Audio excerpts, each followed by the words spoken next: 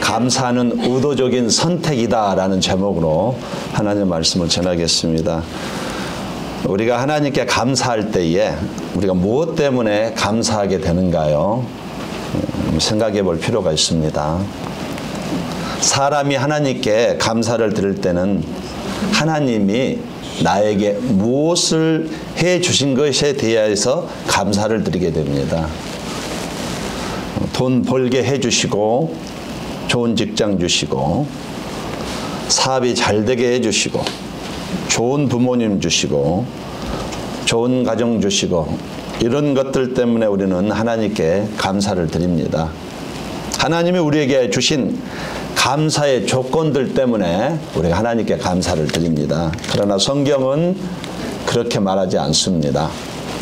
성경은 하나님이 우리에게 어떤 것을 주셨기 때문에 감사를 드리는 것이 아니라고 말을 합니다. 그냥 하나님이 우리를 사랑하시고 우리의 구원자가 되시기 때문에 감사드리며, 하나님이 나의 아버지가 되시기 때문에 감사드린다라고 가르치고 있습니다. 욥은 가장 극심한 고통을 경험한 사람입니다. 하루아침에 자기의 모든 재산을 잃게 되었습니다. 자식들이 모두 죽었습니다. 그뿐만이 아닙니다. 그의 몸은 매우 고통스러운 피부병에 걸렸습니다. 이런 상황에서 욥의 아내조차도 욥에게 말하기를, 당신이 지금까지 그렇게 잘 믿던 하나님 믿어봤자 뭐 나온 게 있었느냐? 그렇게 잘 믿어봤자 끝까지 뭐 그러겠느냐? 하나님을 저주하고 욕하고 죽어라. 이렇게 그의 아내가 이렇게 얘기를 했습니다. 욥은 그 아내를 향해서 이렇게 대답합니다. 내가 어찌 어리석은 여자 중 하나같이 말할 수 있느냐? 우리가 하나님께 복을 받았은즉 재앙도 받지 아니하겠느냐? 하나님께서 주신 것 하나님께서 가져가는데 무슨 불평할 것이 있느냐? 이렇게 대답을 했습니다. 욥은 하나님이 자신에게 주신 어떤 소유나 어떤 조건 때문에 감사한 것이 아닌 것을 말하고 있는 것이에요. 그냥 욥은 자기에게 하나님이 사랑하시기 때문에, 하나님이 하나님 되시기 때문에 그 이유만으로 하나님을 찬양하고 감사했다, 이걸 지금 말하고 있는 것이에요. 감사에 조건 없는데도 감사했다. 욥은 실제 인물인 거 아시죠? 욥이 고난당하는 기간이 신학자들이 추측할 때 40년이라고 추정하고 있습니다. 그럼 40년 동안 단 한 번도 하나님 감사합니다 이 신앙을 놓치지 않았다는 것, 실제 인물이었어요. 우리가 욥의 신앙을 통해서 성경이 말해주는 진정한 감사의 태도는 환경을 초월하고 조건을 초월한 감사다. 이것이 하나님께서 우리에게 기다리는 감사라는 얘기예요. 우리는 하나님이 우리에게 베풀어 주신 것과 여러 가지 감사의 조건들 때문에 하나님께 감사를 드립니다. 그러나 진짜 감사는 하나님이 주신 것 때문이 아니라고 말해요. 여러 가지 감사의 조건 때문에 하나님께 감사드리는 것이 아니라고 성경은 말하고 있습니다. 우리가 하나님께 감사를 드리는 진짜 이유는 하나님이 나의 하나님 되시기 때문에 감사한다는 것이에요. 하나님이 나를 끝없이 사랑하시고 나의 구원자가 되시며 나의 아버지가 되시기 때문에, 이 이유 때문에 우리는 어떤 환경과 여건 속에서도 감사할 수 있다. 이것이 성경의 가르침입니다. 이게 진짜 감사래요. 하나님이 기다리는 감사. 물론 돈 많이 벌게 하면 감사해야 당연합니다. 그러나 진짜 감사는 조건 없이 하나님이 나의 하나님이시기 때문에 감사하다. 이걸 성경이 가르치고 있다는 얘기입니다. 감사는 누구나 말합니다. 은혜 받아야지 감사하죠. 자연스럽게 감사의 마음이 들어야 감사하죠. 이렇게 말하는, 성경은 그렇게 말하지 않습니다. 감사는요, 의도적이라고, 선택하라고, 계획을 세워서 차근차근 감사하라. 의도적으로 감사한 마음을 가지라는 것이에요. 이게 성경의 감사의 가르침입니다. 하나님을 바라보면서 의도적으로 하나님 때문에 감사드립니다. 이 고백을 하라는 얘기입니다. 하나님이 우리를 사랑하시고 우리의 구원자가 되시기 때문에 하나님께 감사드리며 하나님이 나의 아버지가 되시기 때문에 감사드리라고 이렇게 성경은 가르치고 있습니다. 하나님이 우리에게 어떤 것을 주셨기 때문에 하나님께 감사드리는 것이 아니기 때문에 조건이 없어도 우리는 감사해야 되기 때문에 하나님께 감사드리려면은 의도적으로 작정하고 계획을 세우고 결단해서 감사를 드리라는 얘기예요. 우리가 이렇게 감사드리면 어떤 일이 일어나겠습니까? 오늘 본문 맥주 감사절을 소개하고 있습니다. 맥주 감사절 레위기 23장을 살펴보시면 하나님은 이스라엘 백성에게 7가지 절기를 주셨어요. 매주 지키는 절기로 안식일을 주셨고 봄철에 지키는 절기로 유월절과 초실절과 맥주절을 주셨습니다. 그리고 가을에 지키는 절기로 나팔절과 대속죄일 수장절, 우리로 말하면 추수감사절을 이렇게 주셨습니다. 특별히 유교절과 맥주절, 수장절은 이스라엘의 3대 절기입니다. 매우 중요한 절기예요. 그 중에 맥주절은 이스라엘 백성에게 매우 중요한 절기였습니다. 우리 그런 의미에서 출애굽기 23장을 한번 같이 읽어보겠습니다. 시작.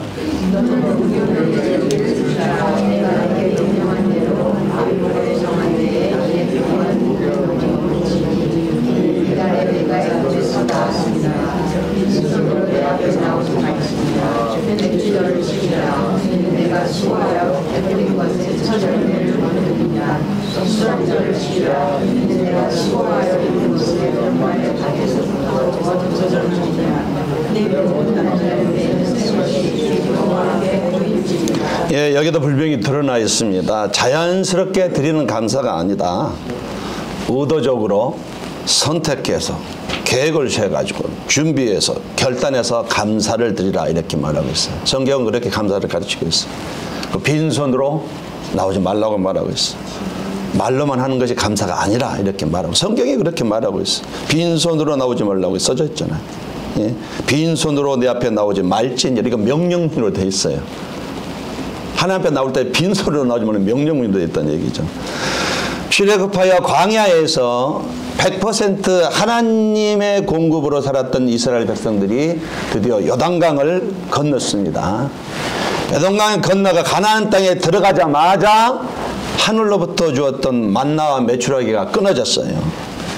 그래서 이스라엘 백성들은 땅을 개간하고 씨를 뿌리며 농사를 시작했습니다. 가축을 기르고 땀 흘려 일하며 수고했습니다. 그리고 첫 열매를 거둘 수가 있었는데 이스라엘 백성들이 첫 수확의 기쁨을 하나님께 돌리면서 기뻐해서 이것이 맥주절이라는 얘기예요. 농사 짓는 것을 가지고 하나님 앞에 감사합니다 제사를 드렸던 것이 맥주절의 시작이다. 이렇게 맥주절이라는 단어도 여기 나와 있잖아요.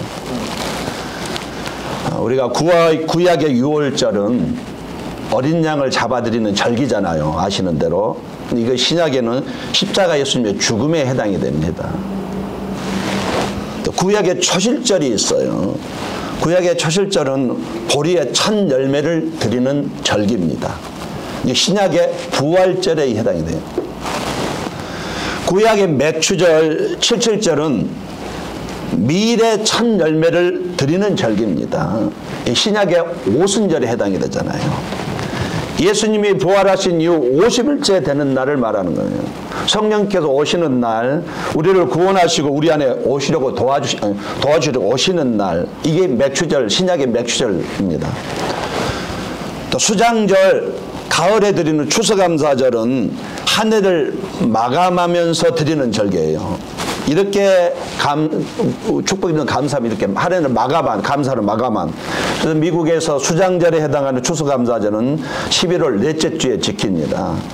근데 맥주절은 우리에게 어떤 의미가 있냐면은요, 맥주절은 한 해의 전반기, 한 해의 상반기 1월달부터 6월달까지를 감사로 마감하고 하반기를 감사로 출발한다는 의미가 가지고 있어요. 그래서 맥주절은 7월 첫째 주에 드리는 것이에요.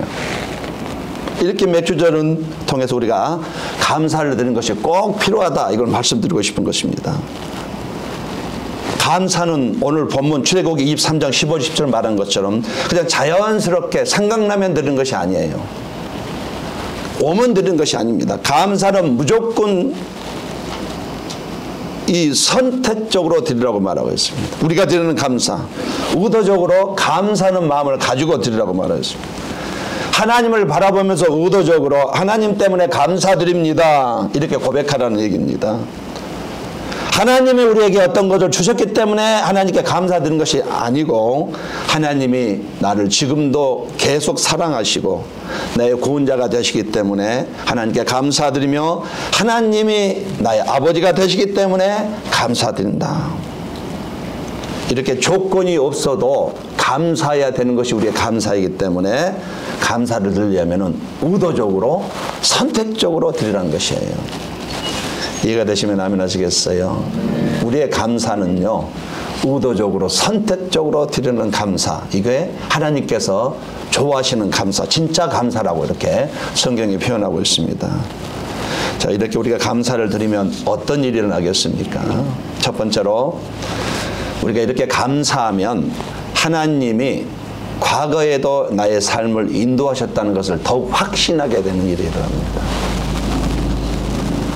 우리는 과거에도 하나님께서 인도하셨다는 이 사실을 항상 잊어버리는데 과거 그 어려웠던 순간 참 그때 하나님께서 도우시지 않았다면 큰일 날 뻔했는데 하나님이 그때 도우셔서 오늘 여기까지 오게 됐다는 이 사실을 기억하고 확신하며 살아가야 하는데 우리는 잘 잊어버리는 것이 문제란 얘기예요. 왜 과거에 대한 은혜를 확신하는 것이 중요한가? 과거 하나님의 은혜에 대한 확신이 있을 때에 현재를 바르게 살아갈 수 있기 때문에 과거 은혜를 확신하면 지금의 이 현실을 바르게 걸어갈 수 있는 용기가 생기기 때문에 과거에도 도우신 하나님이 지금도 도와줄 것을 확신하기 때문에 담대히 살아갈 수 있기 때문에 이렇게 감사하면은 과거의 은혜를 확신하게 되고 오늘을 담대하게 살아갈 수 있다, 이 얘기입니다. 신명기 8장 2절 말씀, 내 하나님 여호와께서 이 40년 동안에 내게 광야길을 걷게 하신 것을 기억하라. 이 기억하라는 매우 강력한 돌직구를 날리신 것이에요. 반드시 기억하라. 절대로 잊지 말라. 물론 감사라는 내용도 같이 있습니다. 내가 과거에 너에게 베풀어 준 일을 되새김질해보고 반드시 생각해보고 기억해라. 노트에 적어놔라. 평생 좌우로 삼아라. 뭐 이런 의미입니다. 이스라엘 하나님이 함께 하셨기 때문에 광야를 지나올 수 있었잖아요. 40년. 하나님은 이스라엘 백성들에게 힘들었던 광야 생활을 기억하라고 이렇게 명령하고 있습니다. 왜 그런가요? 그들이 그 사실을 기억해야만 지금의 현재의 삶, 신앙의 힘으로 바로 걸어갈 수 있기 때문에 과거의 그 사건을, 일들을, 은혜를 반드시 기억하라, 확신하라 라고 말하고 있는 것입니다.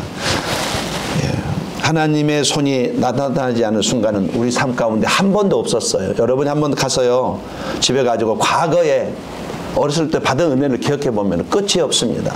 우리는 망각의 동기 때문에 기억이 안 나고 한번 생각이 나면은 끝이 없을 정도로 나와요. 지나온 모든 세월 뒤돌아보아도 그 어느 것 하나 하나님의 손길 안 미친 것이 없었어요. 과거에 하나님의 손이 항상 나를 붙들어 주셨습니다. 이것에 대한 확신만 있다면 우리는 오늘 현재의 삶 그렇게 주눅들지 않고 당당하게 살아갈 수 있는 것이에요. 이렇게 과거에 나의 삶을 인도해 주셨다는 것을 확신을 가질 때에 과거에 인도하셨던 그 하나님이 지금도 나를 인도하신다는 것을 알게 되므로 힘있게 갈 수 있다. 과거에 하나님이 인도하신 것을 알기 때문에 지금 힘들어도 하나님이 여전히 함께 하실 것을 알기 때문에 하나님의 도우심을 믿고 지금의 삶을 헤쳐나갈 수 있다. 전진할 수 있다. 지금의 내 삶을 신앙적으로 바르게 가기를 원한다면 과거에 하나님께서 받은 은혜에 대한 확신이 필요합니다. 내가 내 아내를 어떻게 만나게 해주셨는지 기억해 보시기를 예수님의 이름으로 권면드립니다. 왜 아멘 안 하십니까? 내가 내 남편을 어떻게 만났는지 기억해 보시기 바랍니다. 하나님의 은혜가 아니었으면 만날 수 없었습니다. 하나님의 은혜가 아니면 가정을 꾸릴 수가 없었어요. 누가 나 같은 사람한테 시집을 오겠어요.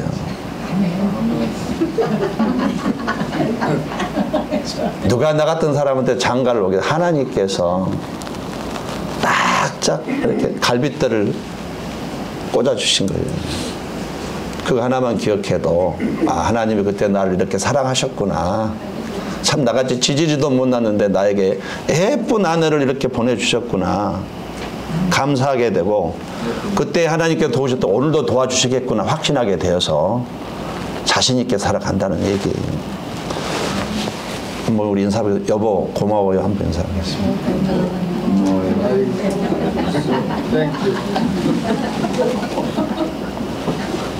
가장 힘들고 아팠을 때에 지나올 수 있었던 것은 하나님이 함께 하셨기 때문이었습니다. 하나님이 나의 삶을 인도해 주셨기 때문에 여기까지 올 수 있었어요. 이것에 대한 확신이 있어야 됩니다. 이 확신만 있다면요. 지금 오늘 아무리 힘들어도 일어나서 갈 수 있는 것이에요. 과거를 낙심하고 있다면 지금도 그 하나님이 여전히 너와 함께 하심을 알기 때문에 앞으로 갈 수 있다는 얘기입니다. 이렇게 감사할 때, 감사를 들을 때에 과거의 은혜를 확신하게 된다는 것이에요. 감사할 때 과거의 나의 삶을 인도하셨다는 확신이 생기고 현재를 담대하게 살아간다는 얘기입니다. 저기 우리 남편분들한테 권면드립니다. 인사문 아내를 향해서 여보 고마워요. 네, 감사합니다. 김용 장모님은 무슨 배짱을 안 하시는지 모르겠습니다. 평소에 하니까. 평소에 하시네요. 예. 손재훈 집사님 진짜 복 받은 사람 한번 가세요. 여보 고마워요. 말을 해주시나요? 했어요. 예. 누가 나한테 시집을 오겠어요? 나같이 모자란 사람한테. 하나님께서 해주셨잖아요. 분명한 것이. 가정을 꾸렸다는 것은 하나님이 해주신 것이에요. 두 번째로 감사하면 미래에 대한 기대의 확신을 하게 합니다. 미래를요 확신을 갖게 하니 감사가 그런 역할을 합니다. 고린도전서 1장 4절에서 8절만 한번 같이 한번 읽어보겠습니다. 시작.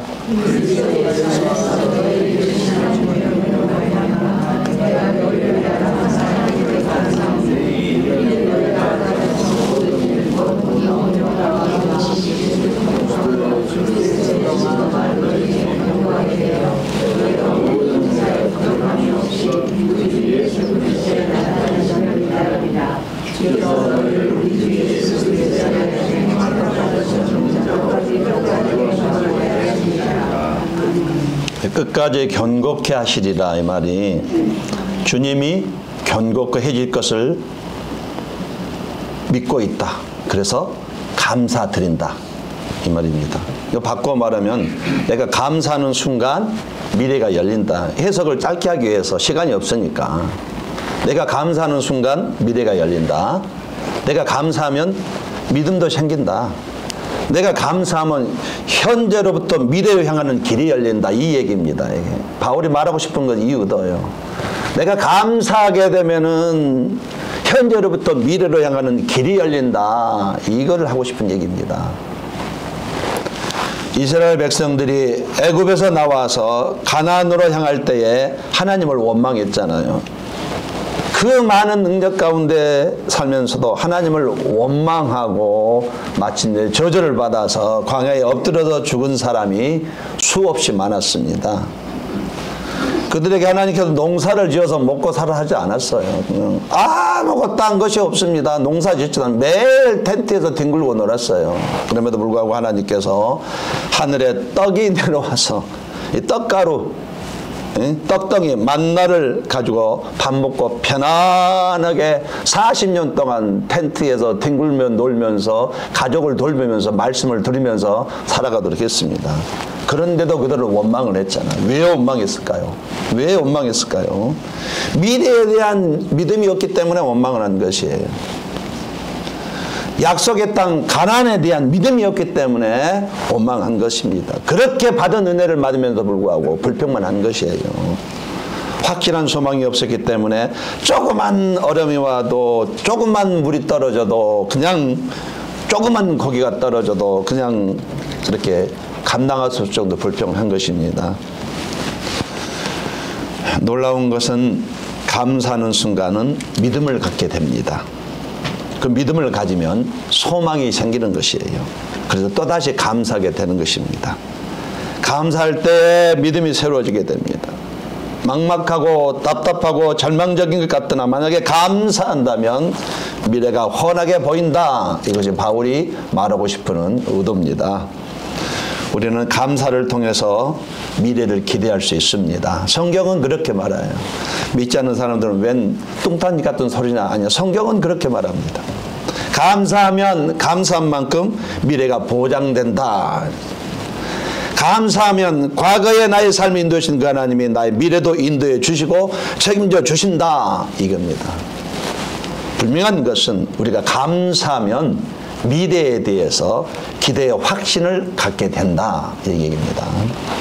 자, 이와 같이 첫 번째, 감사하면 과거의 나의 삶을 인도하신다는 확신이 생기고, 두 번째, 감사하면 미래에 대한 기대감이 철철 넘치고, 마지막 세 번째로 감사하면 반드시 또 다른 감사가 내게 온다.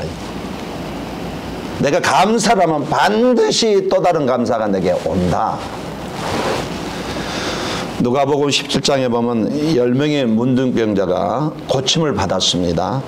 그 중에 한 사람만 예수님의 발 앞에 엎드려서 감사했어. 그러자 예수님이 그에게 말씀합니다. 이 이방인 외에는 하나님께 영광을 돌리러 돌아온 자가 없느냐 하시고 그에게 이르시되 일어나 가라. 내 믿음이 너를 구원하였느니라. 질병을 치료받을 뿐만 아니라 영혼 구원도 받았다. 이게 무슨 말입니까? 감사했더니 더 많이 받았다. 이 얘기입니다. 나를 존중히 여기는 자를 내가 존중히 여기고 나를 멸시하는 자를 내가 경멸히 여기리라. 감사하면은, 예배를 통해서 감사를 드리게 되면은, 여기서 이 감사는 예배를 통한 감사를 드리게 되면 더 많은 것을 누리게 된다는 것입니다. 감사하는 자에게 길이 열린다. 감사하면 행복해진다. 감사는 더 큰 축복을 끌어당기는 힘을 가지고 있다. 이런 의미입니다. 세계 최고의 암 전문 병원이 미국에 있잖아요. 미국 텍사스주 MD 앤더슨 암센터, 이 병원인데 여기에서 31년간 봉사한 종신 교수 김우신 박사님이 계십니다. 지금도 살아계시는데 미국 최고의 의사로 2번이나 이렇게 선출이 된 분이세요. 지금은 가천대에서 한국에 있는 의대생들을 가르치고 고향으로 돌아가셔서 이제 노년을 그렇게 보내고 있습니다. 그가 말합니다. 이분이 말하는 것은 신뢰가 가기 때문에 그가 말하기를 신앙이 암 치료에 실제적인 효과가 있다고 발표를 하셨어요. 교회 찬양 대원들과 일반인들을 비교해 봤더니 성가 대원들의 면역 세포가 일반인보다 무려 1000배가 많답니다. 동의하시면 아멘 하시겠어요? 그러니까 감사로 찬양하는 것이 그만큼 유익하다 이것이에요. 감사로 찬양할 때에 암세포도 떨어져 나가는 것이에요. 감사는 스트레스를 완화시키므로 건강을 증진한답니다. 면역 체계를 높여준다. 감사가 에너지를 높이고 치유를 촉진시켜주고 심장이나 몸 그리고 정서에 좋은 반응을 일으켜서 감사하게 되면 혈압도 떨어진답니다. 소화도 잘 된다는 것이에요. 마음을 편하게 하며 하여튼 좋게 된다. 이게 감사의 능력이랍니다. 어떤 연구에 의하면 감사하는 사람은 결코 평균 수명이 9년까지 늘어난다고 발표를 했습니다. 또 감사하면서 학창시절을 보는 대학생들을 보니까 연구한 결과 16년 뒤에 이들의 연평균 수입이 25,000달러가 다른 사람보다 높았다고 말합니다. 심장 이식을 받은 수술 환자가 119명을 대상으로 수술을 1년 뒤에 추적 조사한 결과 감사로 신앙생활을 하는 사람은 그러지 않은 사람보다 훨씬 더 회복이 빠르고 건강하게 되었다는 통계가 나와 있답니다. 세계인의 존경을 받는 넬슨 만델라, 이 시대의 요부로 우리가 말하잖아요. 전 아프리카 공화국 대통령이 27년간 감옥 생활을 하였습니다. 그가 졸업할 때 70세가 되었습니다. 그럼에도 불구하고 그는 아주 건강한 청년의 모습으로 걸어 나왔어요. 기자들이 물었습니다. 다른 사람은 5년만 감옥살이를 해도 건강을 잃어버려서 이렇게 휠체어 타고 나오는데 당신은 27년 동안 감옥살이를 어떻게 이렇게 건강하게 청년처럼 나올 수가 있겠습니까? 그러자 그가 전 세계가 보는 그 인터뷰에서 이렇게 말했습니다. 전 세계가 보고 있는 것이에요. 나는 감옥에서 하나님께 늘 감사했습니다. 세상적으로 바로 감사할 것이 하나도 없고 죽을 날만 기대해야 되는데 나는 감옥에서 늘 감사했습니다. 하늘을 보고 감사했고 땅 바닥을 보고 감사했고 물을 마시면서 감사했고 주신 음식을 먹으면서 감사하고 강제 노동할 때도 감사했고 늘 감사했기 때문에 건강을 지킬 수가 있었습니다. 이렇게 그가 고백을 했어요. 감사하면 잃어버리고 손해보는 것이 아니라 더 많이 얻는다라고 말하는 것입니다. 감사하면 물질적인 풍요도 온다고 말하고 있습니다. 사회적인 성공도 할 수 있는 계기가 만들어진다고 말하고 있습니다. 어려운 일이 닥쳤을 때 문제를 해결할 수 있는 공감 능력이 뛰어나온다고 말하고 있습니다. 예. 서양 속담에 이런 속담이 있습니다. 행복은 언제나 감사의 문으로 들어와서 불평의 문으로 나간다. 서양 속담에. 행복은 언제나 감사의 문으로 들어와서 불평의 문으로 나간다. 감사의 문으로 행복이 들어온다. 감사하면 천국이 되지만 불평하면 가정도 지옥으로 변한다는 것입니다. 여러분 남편과 아내에게 서로에게 감사하시기를 예수님으로 권면드리겠습니다. 한번 해보겠습니다. 여보 고마워. 한번 해보겠습니다.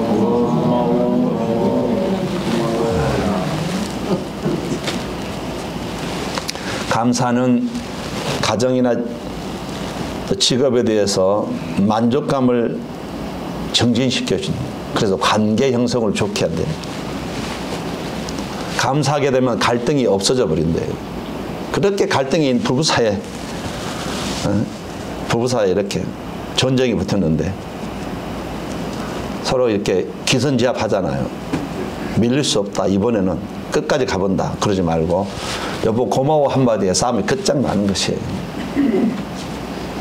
그렇게 눈을 부리고 싸우다가도 여보 고마워 하면은 금방 끝납니다. 지는 것이 이기는 것입니다. 감사하면은 서로의 관계를 원만하게 해서 인간관계를 좋게 해준답니다. 행복하게 살고 싶은가요? 그러면 서로에게 감사하시기 바랍니다. 우리 한 번만 더 하겠습니다. 여보 고맙습니다. 평생 나와 가야 할 동지 아닙니까? 이 동지에게 감사한 말 무엇할 일도 없는 것입니다. 교회 생활하는 것도 감사로 하라고 성경은 말합니다.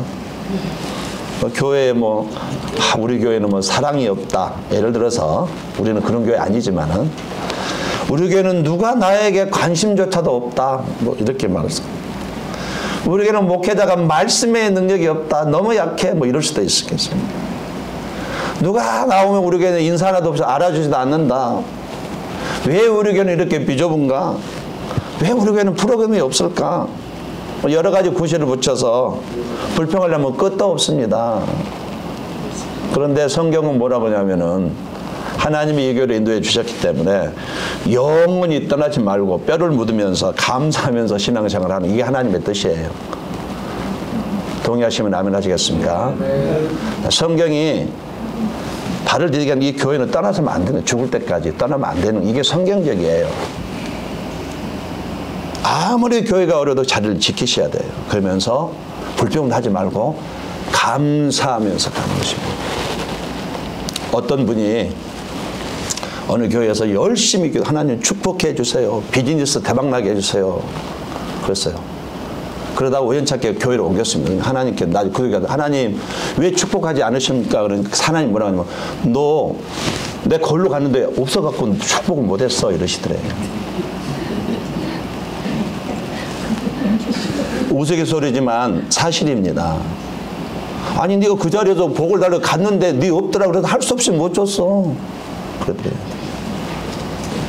아멘. 완전한 교회는 세상에 없습니다.